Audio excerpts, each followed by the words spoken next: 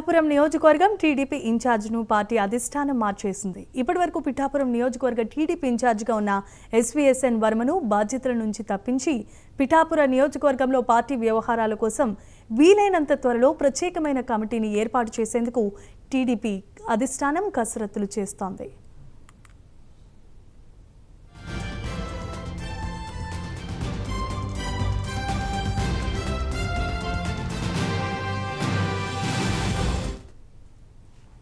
Right, ఆంధ్రప్రదేశ్లో ఇప్పటివరకు పిఠాపురంలో నియోజకవర్గంలో పార్టీ వ్యవహారాల కోసం టీడీపీ అధిష్టానం కసరత్తు చేస్తోంది. ఇప్పటివరకు కీలక బాధ్యతలు వహించిన ఎస్వీఎస్ఎన్ వర్మను తొలగిస్తూ కీలక ఆదేశాలు జారీ చేసింది.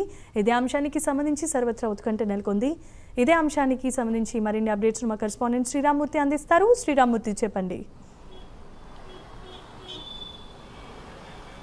జమీమా, ఏదైతే రాష్ట్రంలోనే కూటమిలో ఒక ఇవాళ చూసినట్లయితే ఒక ఉలికిపాటు చోటు చేసుకున్న పరిస్థితి మనం గమనించవచ్చు. ఒక తీవ్రమైన పరిణామం తెలుగుదేశం పార్టీ అధిష్టానం తీసుకుంది. ఏదైతే పిఠాపురం డిప్యూటీ సీఎం పవన్ కళ్యాణ్ ప్రాతినిధ్యం వహిస్తున్న పిఠాపురంలోని ఏదైతే తెలుగుదేశం పార్టీ ఇన్ఛార్జిగా కొనసాగుతున్న ఏదైతే ఎస్వీఎస్ఎన్ వర్మని ఇన్ఛార్జిగా తప్పిస్తూ అక్కడ తెలుగుదేశం పార్టీ అధిష్టానం ఆదేశాలు జారీ చేసింది. అంతేకాకుండా ఏ కార్యక్రమాల్లో పాల్గొనడానికి వీల్లేదని కూడా ఆ నిబంధన విధించినట్టు తెలుస్తుంది. అయితే ఇక్కడ ప్రస్తుతం ఆయన వర్మ గత 2024లో కూటమిలో తన సీటు త్యాగం చేసి తాను డిప్యూటీ సీఎం పవన్ కళ్యాణ్ గెలుపుకి కృషి చేశానని చెప్పి ఒక సుప్రీంగా ఆయన పార్టీని పిఠాపురంలో నడిపిస్తూ వస్తున్న పరిస్థితి ఉంది.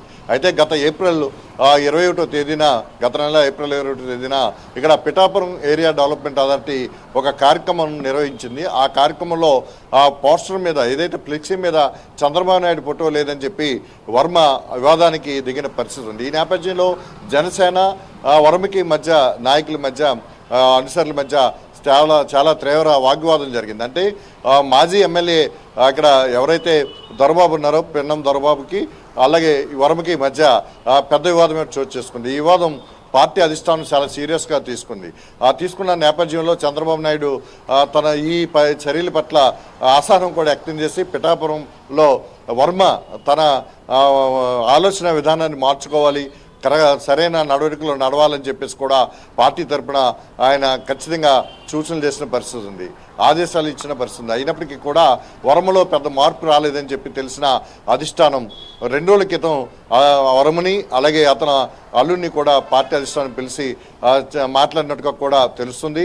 ఈ నేపథ్యంలో ఈరోజు చూసినట్లయితే పార్టీ ఇన్ఛార్జి పదవి నుంచి తప్పిస్తూ ఆదేశాలు జారీ చేసింది. అయితే ఒక 15 రోజుల క్రితం జరిగిన 2 వారాల క్రితం జరిగిన తెలుగుదేశం పార్టీ సంస్థాగత ఎన్నికల్లో తన్ని రాష్ట్ర ఉపాధ్యక్షుడిగా కూడా ఇక్కడ వర్మని నియమించిన పరిస్థితి ఉంది. అయితే ఇప్పుడు పిఠాపురం తెలుగుదేశం పార్టీ ఇన్ఛార్జి ఎవరనేది ఒక కమిటీ ముగ్గురితోటి ఒక కమిటీ వేసి ఆ తర్వాత వాళ్ళతో మాట్లాడిన తర్వాత ఎవరు ఇన్ఛార్జిగా ఉండాలనేది డిసైడ్ చేస్తారనేది కూడా పార్టీ అధిష్టానం సూచించినట్టు తెలుస్తుంది. దీనికి సంబంధించి కసరత్తు కూడా మొదలుపెట్టింది. ఏదైతే మంత్రి లోకేష్ జాతీయ పార్టీకి జాతీయ వర్కింగ్ ప్రెసిడెంట్గా బాధ్యతలు స్వీకరించిన తొలిసారిగా ఈ వేటు పడిందని చెప్పచ్చు. రాష్ట్రంలో ఇద్దరు ముగ్గురు ఎమ్మెల్యేలు వ్యవహరించిన తీరు అలాగే మాజీలు వ్యవహరిస్తున్న తీరు వల్ల కూటమిలో అనేక ఇబ్బందులు ఎదురవుతున్నాయని చెప్పి ఇది మిగతా వాళ్ళకి కూడా ఒక ప్రేరణ కింద తయారైందని చెప్పి పార్టీలో చాలా అంతర్మదనంగా జరిగింది, చాలా కసరత్తు జరిగింది, చాలా ఆలోచనలు చేసిన పరిస్థితి. ఈ నేపథ్యంలో తొలుతగా ఎక్కడైతే AP deputy CM Pawan Kalyan ప్రాతినిధ్యం వహిస్తున్న పిఠాపురంలో తరచూ గొడవలకి కారణమవుతున్న కూటమిలో గొడవలకి కారణమవుతున్న కేంద్ర బిందువుగా మారిన ఎస్వీఎస్ఎన్ వర్మ మీద ఫస్ట్ వేటు పడిందని చెప్పొచ్చు. దీనికి లోకేష్ తీసుకున్న నిర్ణయమే ఇది అని చెప్పేసి కూడా భావిస్తున్నారు. అయితే ఏ పార్టీ పరంగా ఏ కార్యక్రమం ఏది అవసరమైనా సరే పార్టీ అండగా ఉంటుంది. విజయవాడ పార్టీ కార్యాలయంకి వచ్చి తన కార్యక్రమాలు ఏంటో చెప్పి పని చేయించుకోవచ్చు. కానీ ఇలాగా గ్రౌండ్ లెవెల్లో కూటమి నేతలతో కలిపి వివాదాలకు దిగటం అనేది పార్టీకి మింగిపడని కార్యక్రమం కింద తయారైంది. దీంతో వర్మ మీద ఈ చర్యలు తీసుకున్నట్టుగా మనకి తెలుస్తుంది. అయితే 2014లో తెలుగుదేశం పార్టీ టిక్కెట్ రాకపోవడంతో వర్మ ఇండిపెండెంట్గా పోటీ చేసి 48 ఓట్ల మెజార్టీతో గెలిచారు.